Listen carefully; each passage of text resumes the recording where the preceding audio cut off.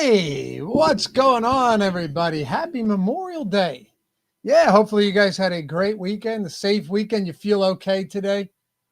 I'd like to think I was responsible, but what always happens is I eat really well throughout the week. I don't drink throughout the week, but then the weekends, even if it's only like, say, 3-4 beers on a Saturday and Sunday, each, of course, not combined. Yeah, but you go to of these course. barbecues, and dude, I'm crushing hamburger. I'm crushing burgers. I'm just eating everything that's in front of me. And Monday morning, let me tell you something. Sit down on the can. It's apocalyptic. It's tough, dude. Listen, I'm not afraid to talk about it. We've all been there. Oh yeah. You purge the poison, and now I feel good. But I look at it as reverse compounding returns, where the weekend is going to bring something each day, and each burger you stack up Monday morning, it's going to be rough. But Eric Link was joining me today, a little special Memorial Day Monday, live before lock, 7-game slate. Weather really on one game. We'll keep an eye on that Kansas City spot. But aside from that, we should be good. It's been a while, brother. How you doing?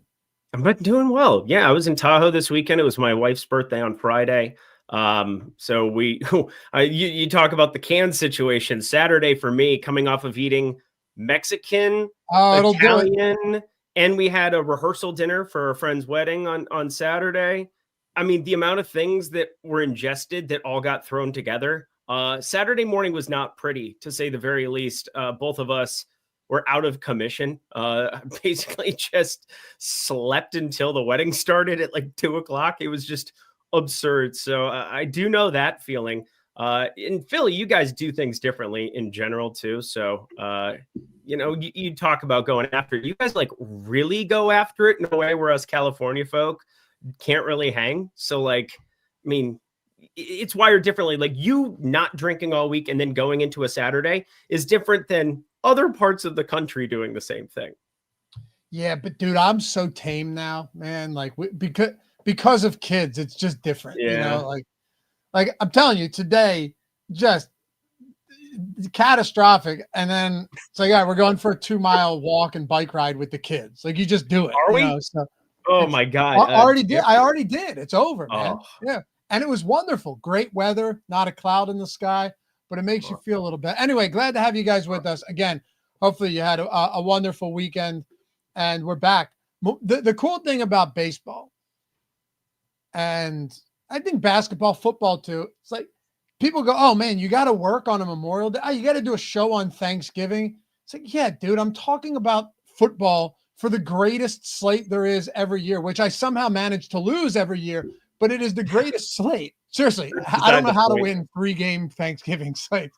I will say my first ever 5-figure score in DFS was in 2015, I believe it was, and it was Memorial Day weekend. There you go. So maybe today's your day. It was my first, and my second was on the 4th of July that same year. So that's awesome. It can definitely be done where you get some of these short slates, and I don't always feel like I'm a great short slate MLB player. Like, we got them split up in a way where it's not like completely crazy. I mean, 7 on one side of it for the first slate.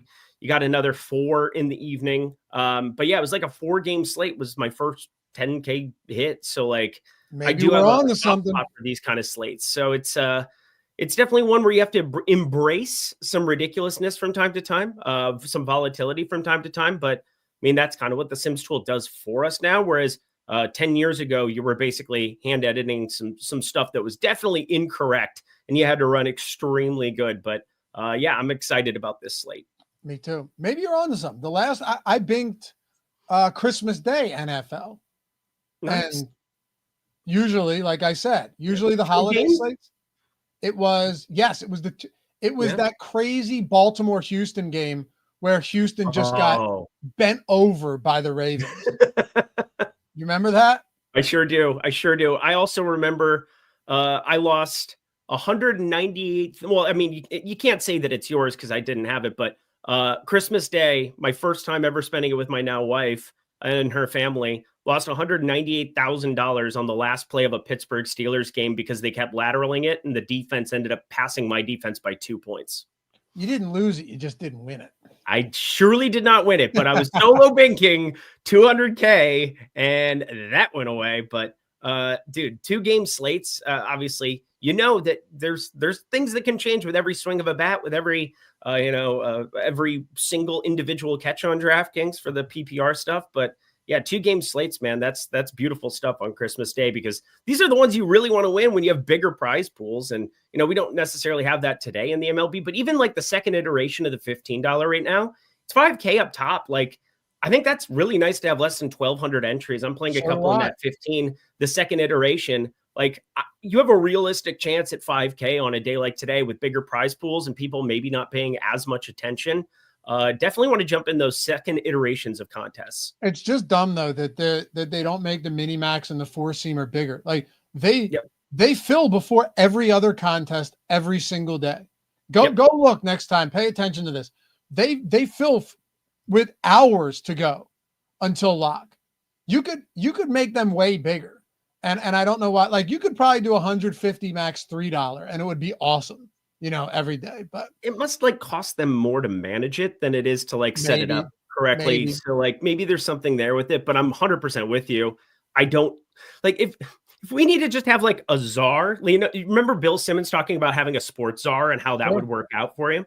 We need to have a DFS sizing czar. We need that. If we had that one person who was in charge of it over every site and it was hey, it's a holiday, this is too low, it has to go up. You'd make so much more money if you're DK. Yeah, you would. Anyway, hey, happy to have you guys with us, David. Preemptive shot of Imodium will fix that problem next time. Nah, dude, you got to purge it. You don't want the Imodium. You don't want the poison inside. Anyway, if you guys don't mind, take a single second, atone for your sins this fine Memorial Day afternoon. And of course, Memorial Day is more than just baseball. We all know why it exists. So let's be appreciative, maybe for a second, and put the fucking beer down, I mean, don't, but just know why you're drinking it. But besides the point, atone for your sins, hit that thumbs up, subscribe to the channel. It goes a long way. And we appreciate you guys for that in advance. Eric's hanging out with me for this live before lock because it's a special occasion, Memorial Day, 7-game LBL, and we can dive straight into this one. So what I want to do first, man, is pull up the top pitchers tool, and let's break this down a little bit because pitching's not bad on this slate at all. Dude, I've been doing this show, and I know you do some LBLs as well. Recently, we've had a slew of big slates with just highly mediocre pitching, right? Highly mediocre. If you look at this slate, 7 games, you have Garrett Crochet, who not the best matchup, but the guy's excellent. Jamison Tyon's going up against the Rockies, right? Or they might end up being the worst team in the history of Major League Baseball. And that's not hyperbole. Winds are blowing in at 11 miles per hour and it's low 50s at Wrigley. Perfect pitching weather, not an elite strikeout pitcher, around 19-20%. But the matchup itself is so good that we're going to be talking about him. DeGrom, outside of his first few starts, Eric, has been dominant. Talking about lowering his arm angle and everything, and it's working. Clay Holmes has got one of the sickest kick changes in baseball. Good matchup against the White Sox. And then Gausman, again, and I'm just setting you up here to get your initial thoughts, and then we'll break them down one by one. Gausman's the last guy I want to throw into this mix because he's as enigmatic as it gets. You never know what you're going to find out of him. It could be 10 strikeouts. It could be 2 and he's done by the 3rd inning. But at the same time, this Rangers team has been as underwhelming as almost any team not named the Colorado Rockies this year. So those top 5 guys, this is a legitimately good pitching slate for 7 games. Yeah, it's an incredible pitching slate for 7 games. And, I do think for me, it's something I've talked about a lot on shows, you go to the top of the board with a guy like Garrett Crochet. I get it. It looks really good on paper. He's 10-3, but I'm probably going to be very, very light. I'm not going to play him in single entry. Probably going to be a little bit less than half the field when it's all said and done. And here's the main reason why, Laffy. Garrett Crochet last year, 35% K rate. There's no way we're going to approach that number this season. And I'm pretty firm on that. First off, he was in a contract season. And secondly, he was able to throw abbreviated starts for an entire season. He said at the trade deadline that if you want to trade for me, you better give me a long-term contract or I'm not going to be, throwing for you in the second half of this season. So the White Sox, they gave him 50, 60 pitch starts. Yeah, I remember because I bet the over on his strikeouts about hours prior to the report coming out that he could be limited to close the rest of the season. I remember that vividly. Yep. And as a result, I think what's happened with a lot of projections early on in the season for Garrett Crochet is they've been way too high. They've been setting a baseline around 33, 35% in a lot of these spots. And I don't think it's going to be accurate when we get to the end of the season. He's at 28.7%. That's not nothing, but I do think Garrett Crochet, when you look at, year over year, we're going to look at that kind of as an anomaly last year. And I think he's going to be really good. He's great at limiting hard contact. He's great at everything else, but is he a 10-3 guy on a slate where Jacob deGrom is pulling, like 2/3 of the ownership at the moment? Jameson Taillon for, 1,700 less gets to go up against, as you said, and I agree, potentially the worst team in the history of Major League Baseball in this era. Like, I think that there's a lot of ways, and the kick change for Clay Holmes against the White Sox, I think that's a phenomenal matchup that's not really being emphasized. It's because Garrett Crochet pulls so much ownership on these slates, and I've just constantly been underweight to it, constantly. And it hasn't really burned me aside from one really good outing against Kansas City. He does have the ability to get up in the hundreds, the mid hundreds. That's a great feeling when you're playing cash games and things of that nature. He has a sub-2 ERA. He looks good, and the matchup's pretty decent. 75 WRC plus for Milwaukee against lefties this season is bottom 5 in baseball. But I will say 22.2% K rate for them. And this lineup specifically that they're rolling out doesn't look as appealing to me for Garrett Crochet to go out and just mow dudes down. I am going to be very light on him. Look, I hear you. Milwaukee's bottom 3 in ISO against lefties too. It's been a real struggle for them facing southpaws. But this is also not a 3-game slate. It's a 7-game slate with some really good pitching. And, deGrom's going up against the Toronto team that, while they don't strike out a lot, this is not a great baseball team. And we've seen this throughout, we're 2 months into the season now.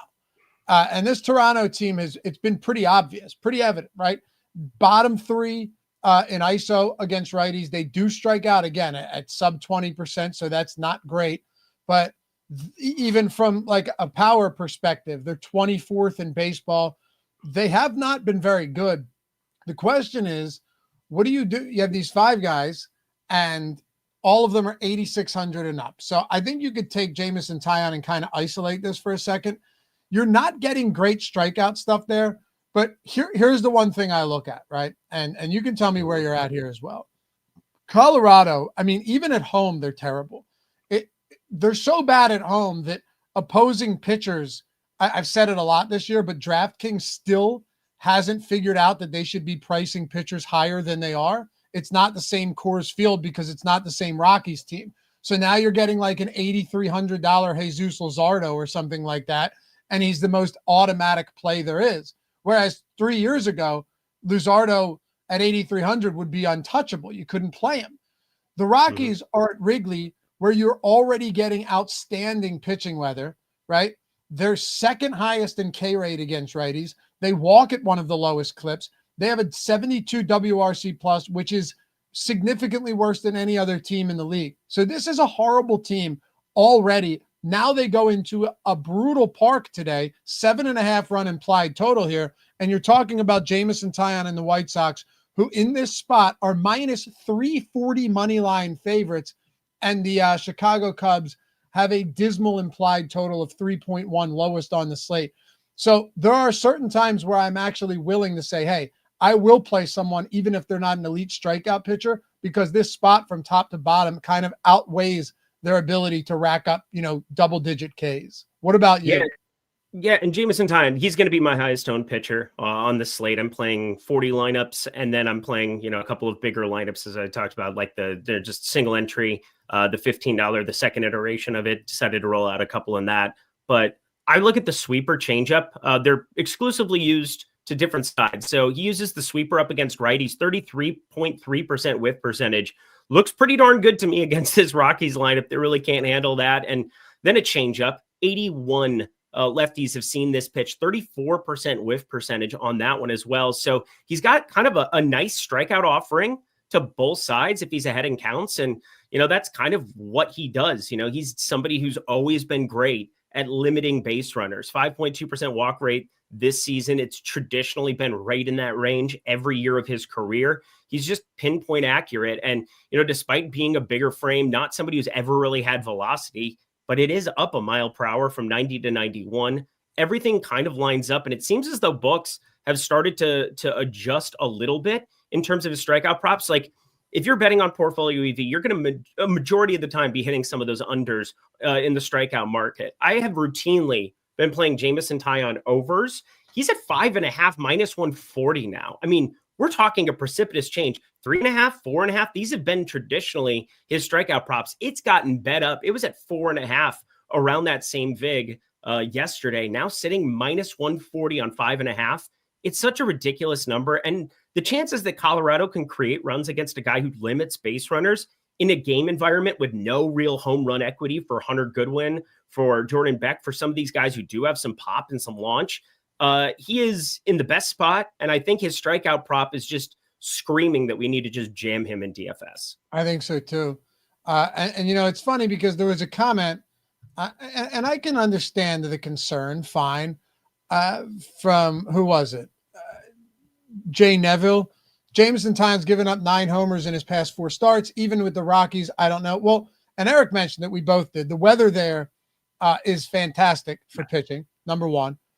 Of the 14 homers he's allowed this year, which, by the way, it's a decent amount of homers, 10 of them have been on the road. Mm-hmm. So that's another thing. Wrigley Field can play as a wildly hitter-friendly park, or it can play as legitimately the most pitcher-friendly venue in baseball. It all depends on the weather and the wind. And he allowed, 3 against the Marlins. He had 19 DraftKings points in that game. Had he gotten the win, it's 23 points because he gave up, and Eric mentioned this, 3 solo shots. I'll be 100% with you, Eric. Home runs to me are less important than a pitcher's ability to, especially when I'm rostering them, not be able to keep guys off the base paths. Like, if you told me there's a guy out there that gives up 2 solo shots every day, but limits walks, and limits base runners, it doesn't really matter to me that much because you're not running your pitch count up with solo shots. Yep. The other part of it is that you get negative 0.6 for somebody getting a hit or a walk against you. And so you get the negative 0.6. And people always see, oh, God, solo shot. That's 2.75 that's gone there. If you're going to get 4 walk, like some of the Robbie Ray starts we've had at times, although he's been awesome this entire season, I don't want to besmirch him. And I did have his over of strikeouts yesterday. Thank you, Portfolio EV, 6.5. So did I. That was a good spot. That was really, really nice. But I do think that you're going to get people who want to extrapolate the solo shots and say, oh, well, this is a problem. Yeah. All of it together is negative 2.75. And yeah, he gives up that, but he only had 4 hits allowed in the last 2. He faced the same team back to back. Of course, the strikeouts end up dipping there, and people who want to just like pinpoint to that, oh, he's given up now 8 homers in 3 games. Yeah, he faced a Mets team, then Miami, and then outdoors against at Miami for that next time around. And the fly balls have been up, but now you're getting a game environment. And Wrigley, it's not just that it's, you can get these strong park environments, but like even a 5 mile per hour wind blowing in is going to affect the ball more than like 15 blowing out in San Francisco. Like, it takes very little wind for it to really affect a baseball in Wrigley. And now we're getting like close to 10, 15 in some of these spots. Again, it's going to be really good pitching weather. And his one bugaboo being the solo shots. Look at the home run prop numbers. They're like plus 800 across the board for everybody on both teams. Like, nobody is even remotely close to being somebody that you would project to be home run worthy in this game because of how difficult it's going to be to hit it out of that park. And I don't know what to say other than, like, for me, you have Crochet and DeGrom. I'm going to play more DeGrom. The Sims tool is kind of guiding me in that direction. Garrett Crochet, I love that it's underweight to him there. I've trimmed him down even further so that I'm right around half the field. And then Jameson Taillon, I'm going to be double what his ownership is here at the moment. I think he's the easiest play that we have on the slate today. And if people don't want to do it with a 5.5 juice to the over K prop and the game environment that should neutralize his one bugaboo, like, just give me that all day. I tell people all the time, we do this show to, here, this is what the tools are telling us. This is what the Sims have done. And look, and you're in no way, not that the audience thinks this, but you guys are in no way obligated to, ever do exactly what is said here. You make your own decisions. But I will tell you, dude, I've been doing the strategy show for probably a month now, solo. There have been a lot of times, and people can attest to this in chat, where we just full out fade a lot of these top pitchers. Like Hunter Brown the other day, we were getting 4%. I ended up with 8% on 150 lineups. Sims Tool shout out on that one, by the way. Dude, that was insane. How about I was about to Gossman? jam. Gossman a few weeks ago was 67% owned. We ran the Sims almost full faded. I made no tweaks, played like zero Gossman, and Gossman ended up having like 10 or something like that, gave up 6 runs. The crazy thing, though, is in both of those spots, the Sims didn't just, and by the way, both of those times it was against the Rays. The Sims didn't just fade Brown and Gossman, and they won't always fade chalk. That's not how this works. It's where are we getting the leverage and how are these lineups simming out? Not only did they fade Gossman and Brown, but they went heavy on Tampa stacks, and Tampa had like 8 or 9 runs in both of those games. So there are often times where, sure, I'll make some adjustments. I may set some exposure caps, maybe a little bit of booster and a cap like you're doing with Garrett Crochet to trim it. But if I'm getting to a certain guy, if I overthink it too much, and like, well, Taillon can't have a good game here, this or that, I really try not to do that, because the Sims have been really, the amount of screenshots for Hall of Fame that have been coming in on MLB this year, it's a lot more than I remember this time last year. And I know our devs and our data guys made massive overhauls and improvements to the data. So it's awesome to see it paying off in spades. Yeah, Jason's a stud. He's been doing amazing work for us. For those who don't know, Jason Tabiro, he's a really, really great dev that we have over here at Stokastic. And between him and Rich Green and our CEO, Tom Kennedy, I mean, everybody's really made a concerted effort to improve everything. It's not like we just set it and forget it and we're just running back the same Sims tool. We have different data. We're always updating our data, trying to refine our processes. And it's definitely showed out in the PGA streets this year. If you've played PGA at all, I cannot believe the difference in our data and how improved it is year over year over year. And the MLB, same thing is starting to happen. And you brought up the Hunter Brown slate. That was one where you just look at it on paper. And the old way of thinking in DFS is, this is a can't fade. He's 80% on. I'm just going to play 100 and just, try to get the rest of the square there. Not thinking about the leverage aspect where, well, the Rays, they're constantly in this small ballpark with the wind blowing out ever so slightly. That seems to be the neutral wind direction. And you get a couple of mistakes and somebody takes advantage of it and boom, you've got a 80% play. He was 82% in the single entry stuff that I played on that slate. And it just ended up being a smash to play the Rays. And it was all from the Sims tools. So love everything going on here at Stokastic. And obviously nice to be a part of it here I've been here 5 years. You've been here 7+ here at this point in time. 2018, yeah. Keeps getting better. Our data keeps getting better. I know everybody else around the industry has gotten better as well, but I tell you what, there are still edges to be found, and we can do that here. Damn right. Hey, we had a $20 super chat. Thanks, Clintwood. Said, sup, y'all, who we like for DK cash pitchers, and also those who had family who served and lost their lives. We love you and appreciate you on this Memorial Day. Absolutely, man. Absolutely. Great message. On an absolute heater, not just he's in the Lindy and Friends Discord, and boy, oh boy, Clintwood, if you post another screenshot of you winning fucking 4K plus on a day like this, I swear to God, dude, he's just like constantly rubbing it. I'm like, oh, hey, I made 200, I doubled my money, or he just boom, screenshot every single day. Yesterday, obviously, the generosity. The best. Yeah, it's good stuff, man. DK cash pitchers. I mean, I still think you want Crochet. I would honestly say either Taillon to me for cash would be with DeGrom or Crochet for cash. Like I don't really see any other way around it for me. Yep, it's those three. And I will say this too. I think just because the ownership will be there in a more pronounced way on Crochet and the illusion of having, it's not even the illusion. That's not correct. He is correctly projected for more fantasy points than Jacob deGrom, and he's only $300 more. But we play an ownership game as well when we're talking about tournaments, and that's kind of primarily what I'm playing every single day. From a cash perspective, you have to play Crochet. You just click on it, absorb that ownership. Unless that $300 upgrade's a bat that you absolutely need somewhere, definitely roll out Crochet. Here's what I want to ask you. And by the way, we had a question too asking about, for like, if you're running the Sims and you're only playing 10 lineups, how would you get those lineups? There's a few ways to do it. One simple way I like to do it is I'll just jack the uniques up high to the point where I can, but it depends. Like if you're okay saying I'm going to play 10 lineups and I'm going to get all of this pitcher and a lot of this stack, and you're all right just riding that out without diversifying, it's a boom or bust approach, but it can work. Also, we know with baseball, you can spread exposure out and still get crushed. It doesn't matter. Happened to me yesterday. But you can set uniques, and then you can mess around with exposures a little bit just to make sure that, if you don't want to get all of the same guys. But man, if you were to set like 7 uniques on a slate like this, you'll get a lot of different lineups. And presumably if you're playing 10 lineups, most people want to not compete against their own lineups and give one of them a chance to pull away. So that's one way I think you can make it work. Yeah, that's great. If there's ever a team as well that you really want to get to that's not showing up at the top, just go to the filters, put in the team for the stack, and find yourself just favorite 1 or 2 of those as well to add to the 10 lineups.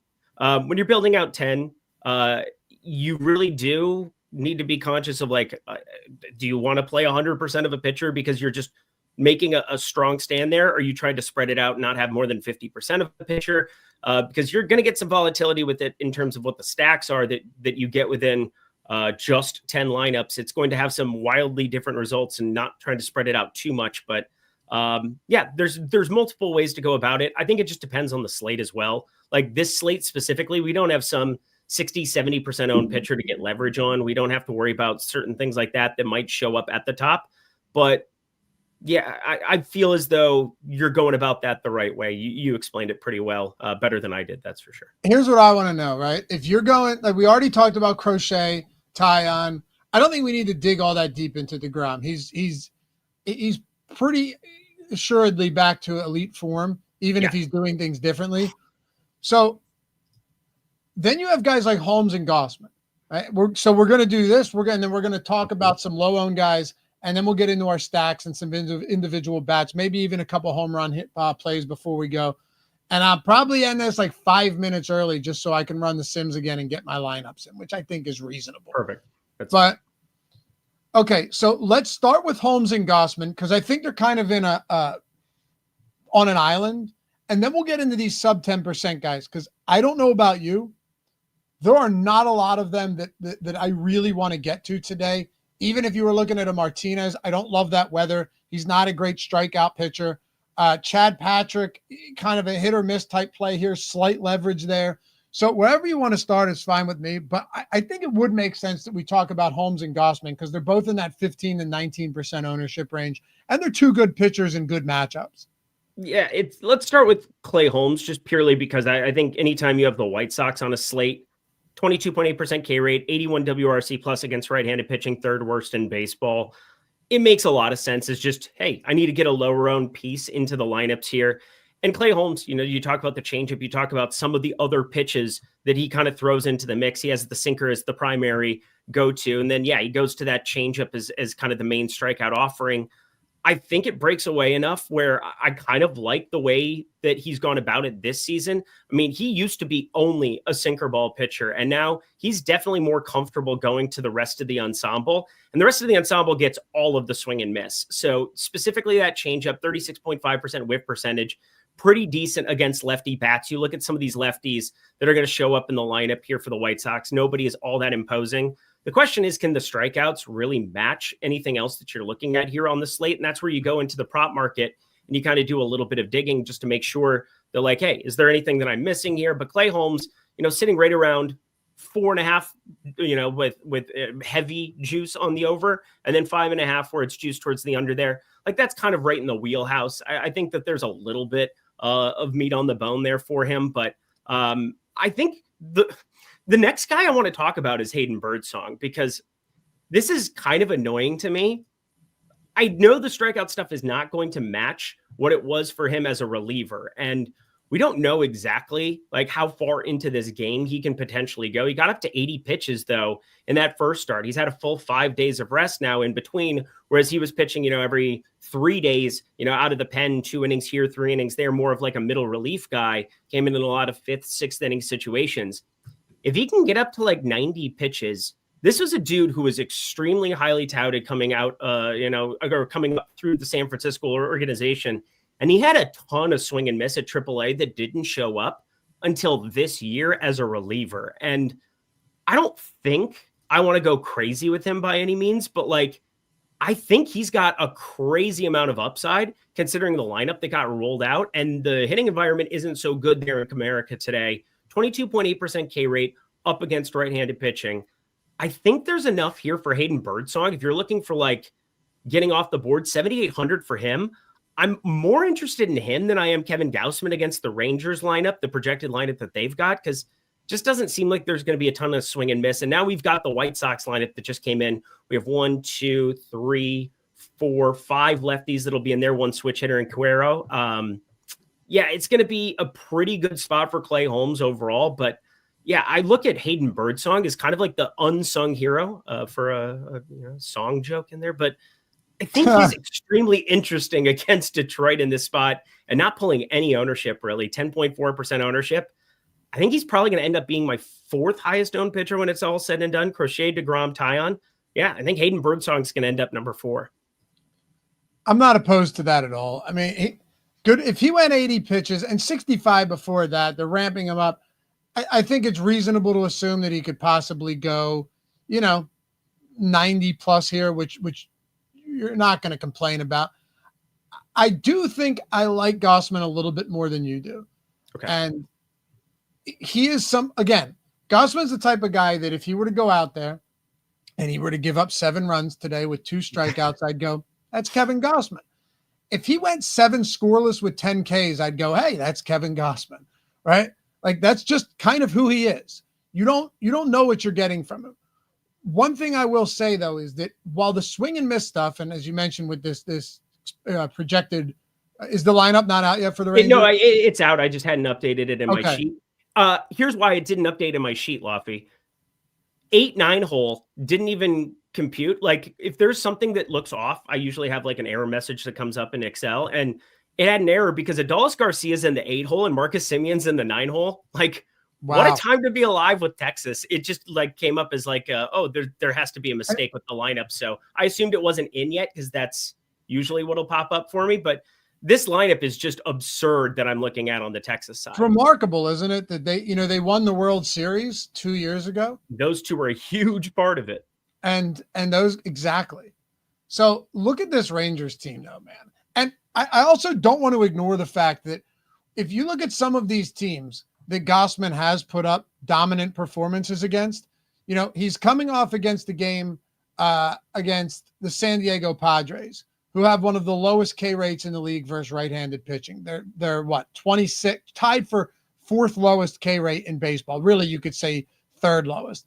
Struck out 9, 7 scoreless. Cleveland, bottom 10 K rate versus righties. He went 6 scoreless with 9 Ks against them earlier this month. He has some of these games where he will go out and he will dominate good baseball teams. This is a Texas team that is not a good baseball team. And while they don't strike out an alarming clip, right, 20.8%, it's 18th in baseball. They have an 89 WRC plus against righties. They're bottom 5. They're bottom 5 in walk rate. They're 148 ISO this year, which is probably bottom half of the league. Yep. 295 weighted on base average is 4th worst in the league. They're essentially tied with Colorado, by the way. They're 294. So I do think, again, I'm not saying this is 1-to-1 with the Taillon situation because that's just as good as it's going to get. But Gausman is also a better strikeout pitcher, hands down, than Taillon. And he's the type of guy that if you take a decent enough matchup, he can make it pretty good. He can also get shelled. So I'm basically matching the field. I'm like 2 or 3% over the field on Taillon right now. I'm perfectly okay with that. Yeah, I'm okay with Gausman, but it's just kind of like if you told me one of them got steamed up between Birdsong and Gausman, I would just assume Gausman ended up 20+% owned. It is an abysmal Texas lineup that I'm looking at. I mean, obviously you want to have Adolis Garcia in this version of it higher up in the order, just because, 25.2% strikeout rate, that's going to be second highest in today's lineup next to Jake Berger, who's batting fifth. Simeon down there in the 9 hole does avoid some of those strikeouts, but yeah, Haggerty and Josh Smith and Josh Young, I mean, they have no strikeout upside here in the top 3. So those are the guys you're going to see 3 times around, almost guaranteed. If you're Kevin Gausman and a good start, does he have enough strikeout equity there? Yeah, it looks like the prop market's all right with him. He's 9K. He's not pulling a ton of ownership by any means. And yeah, run creation going to be difficult here for the Texas Rangers. One interesting thing, his splitter looks better. And that's always been the Kevin Gausman thing, is like going back to his Baltimore days, when Ship My Money, when Adam would always talk about, like, why is he not throwing this damn pitch more? And then he goes to Toronto and automatically he becomes a strikeout artist beyond comparison, because they just allowed him to throw that pitch over and over and over again. 35.6% usage. It's up in terms of usage a little bit, just slightly better in terms of whiff and some of the swing and miss stuff that I look at. And I think there's a great opportunity, as long as, he doesn't get shelled. The thing about Kevin Gausman that he's just always had is he just doesn't like to throw walks. Basically, he gets in these 0-2 pitch counts, and he just still doesn't put them away. He leaves things over the plate for no reason whatsoever. And, you brought it up. He can get shelled from time to time. So I would want him to pull a little bit more ownership in order to fire up some Texas Rangers. But I think he's an all right play. I'll probably be around the field on him. And, Texas Rangers bats probably won't be anything that I roll out on this slate. A little bit of steam on the over to these strikeout props too. Earlier in the day, over 5.5 was plus 110 in some spots, even worse in some other spots. So we'll see. Look, I'm not hitching the cart to him to the point where I anticipate. See, there you go, plus 110. It's down to plus 111. Yeah. It's not to the point where I would anticipate Gausman being one of my highest exposed guys. But like I said, we're getting 18%. I'm okay with almost 19%. All right. And to explain it from a projection standpoint, like Adolis Garcia batting 8th is a big deal, because if he's batting 6th, or, he had been buried to the 6th hole and now he's batting 8th. And maybe he did at another point this weekend and I missed it. Had some other stuff going on, but like, you don't project him to face Kevin Gausman 3 times. And that's a big deal when you take a 26% guy in terms of swing and miss, or 26% K rate guy, and you insert an 18% strikeout guy to replace him in terms of where that lineup order is. It's definitely going to fluctuate it quite a bit. So it makes sense that it's now plus 110 on that 5.5 number. Are there any low owned? Because I always try and answer this question for the folks at home, as Norm Macdonald would say. Tell the folks at home who the good low owned pitchers are, if any, because I'm not really sure we need to do that today. That's my take on this, is that outside of Birdsong, who I agree with you on, coming in around 9%, there's nobody that jumps off the page at me at all. No, not at all. Like legitimately not at all. I did bash Eric Fetty yesterday on my video and got some nasty DM. Well, one nasty DM from a St. Louis guy who basically was like, he's got a 3.77 ERA and, he's been pitching so well for us and you suck at your job. And it's like, all right. I don't know why people take it so personally. Like he's not a good he had one great start from a DFS perspective, but you're not talking about him you're talking about, like, is he a good DFS option? And most of the time he's usually not.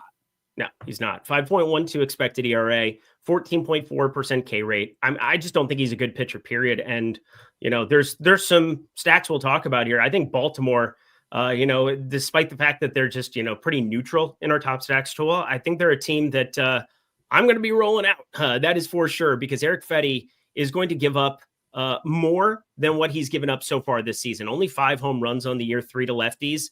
That number is going to go up as things continue on, because his expected numbers just do not match.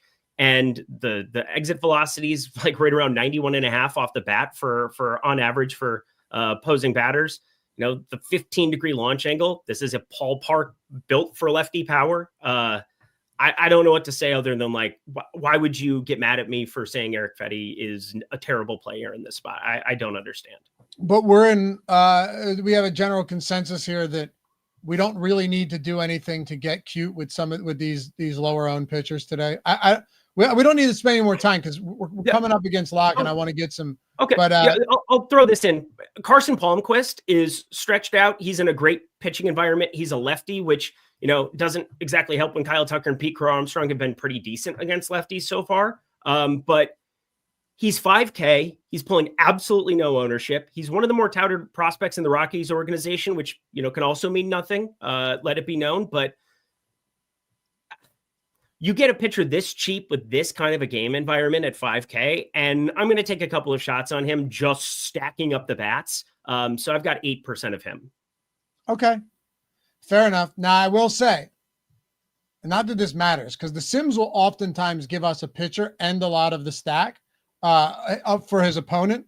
Obviously not in the same lineups, but just in general on non like 10, 11 game slates, we are getting a pretty absurd amount of Chicago Cubs. Check this out. Even with that weather, mind you, they still have a 5+ implied total. Even with that weather, they still have a 5+ total, and we are getting to a lot of Cubs stacks today, which I found very interesting. So I started looking at individual exposures, and Suzuki and Happ, two of our 3 most exposed outfielders. Swanson, our 2nd most exposed shortstop, obviously Cubs, right? Matt Shaw, 2nd most exposed third baseman, 3,600, getting 20% of him. Nico Horner, 2nd most exposed second baseman at 4,300. Justin Turner, most exposed first baseman at 2,800. So, don't want to bury the lead here. Eric, definitely getting to a lot of Cubs bats, despite this being a favorable pitching weather here. Yeah, it's just really because of the ownership getting pulled on the Mets against Hauser. Hauser looked the best Hauser's ever looked in his major league career in one outing. It's only one outing. Take it with a grain of salt, but I'm not going to be getting to a lot of the Mets side of things considering their ownership share. So kind of leaves you with St. Louis and San Francisco. And we don't really have any good game environments in the first slate. Everything looks great in the second side of the slate. You get the Angels going up against the Yankees with Kakanowicz going up against the Yankees. They're going to be mega chalk. You get Tampa Bay, Minnesota, which just looks like an unbelievable hitting environment yet again today, coming off of yesterday, 13 runs by the Rays. Thank you. Cash that over. But I look at this early slate, and with no real standout game environment, it makes me want to get to some of the lefties on the Boston side going up against Chad Patrick, and then go up against, Carson Palmquist. He's looked abysmal his first 2 outings, and it is truly a team that is built and predicated on speed. And the Cubs have so much of it in the lineup. That's why I still think that they're very viable DFS plays, and I kind of love the leverage. I don't know how to take advantage of that in the prop market, really, because there's nothing that's going to look great from a home run perspective, but the amount of stolen base upside that they've got in a spot like this, even a lefty there in Carson Palmquist, he's not going to hold runners. Elias Diaz been gone for a little while here. Hunter Goodman, not so good in the holding department there. I think they are all systems go for that. Jacob Stallings, not going to be the best at holding runners either. Cubbies, they've got the speed to really put up fantasy upside. I like that thinking too. Yeah, you might not need to put it out of the park.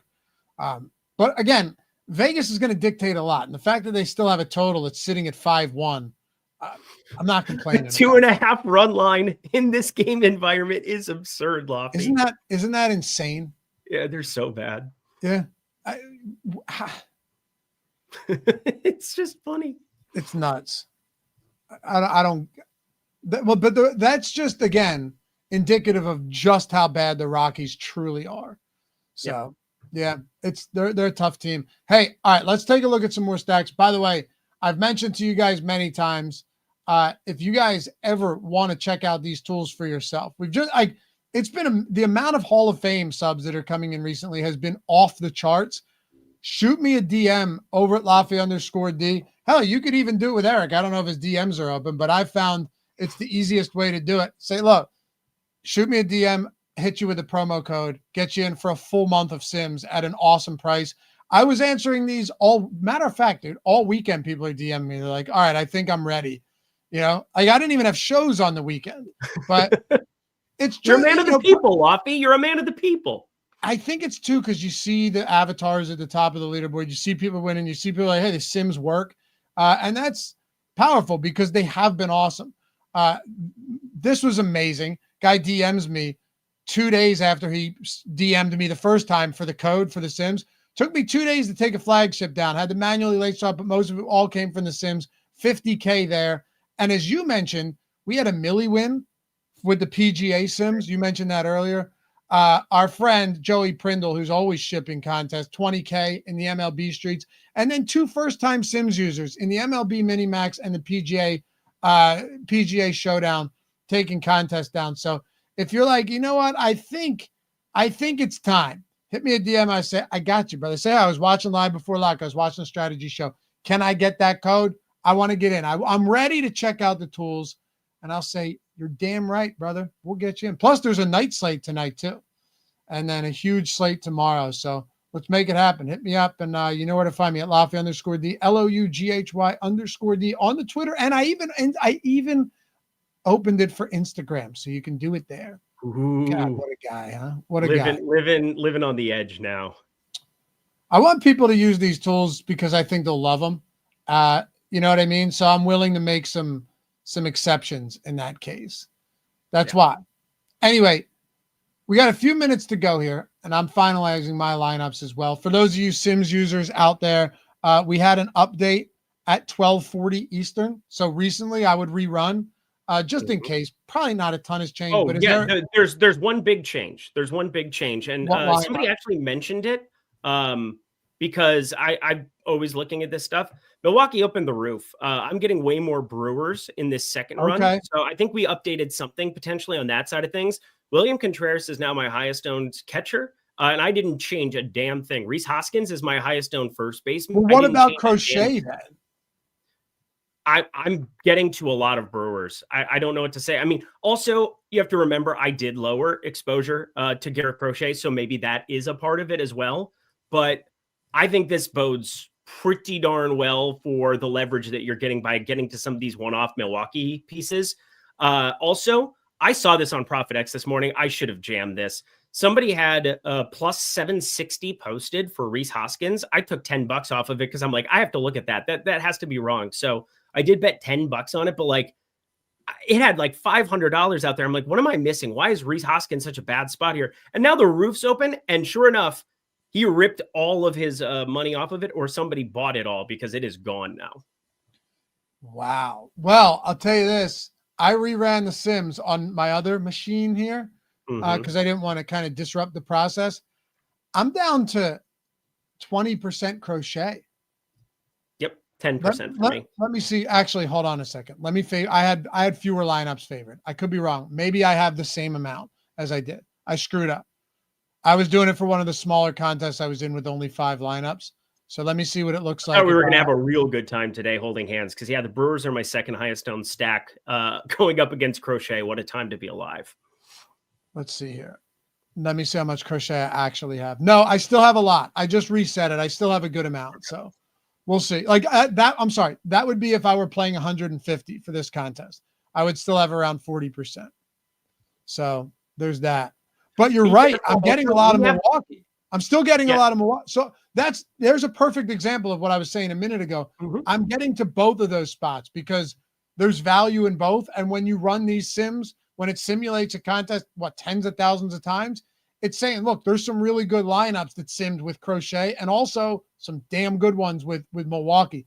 It's not one or the other, right? There's no like mutual exclusivity here. Both of them obviously not in the same lineup, but both of them can be very good spots going into a slate. So looks like I'm going to have a bit of both.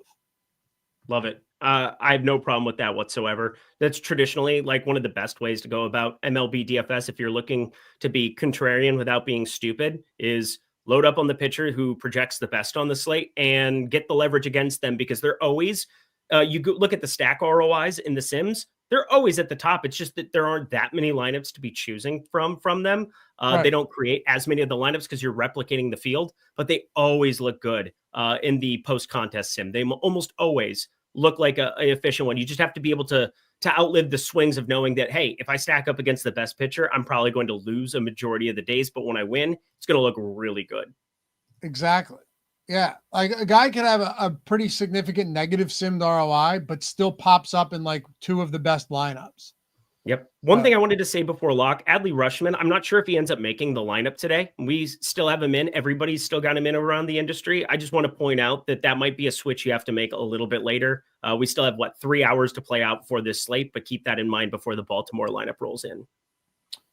We will get out of here. But first, if you have any homer plays, let's do it because we lock in about 30 seconds. I still have no problem seeing if we can find any homers using, and if you have anything on your own, go for it.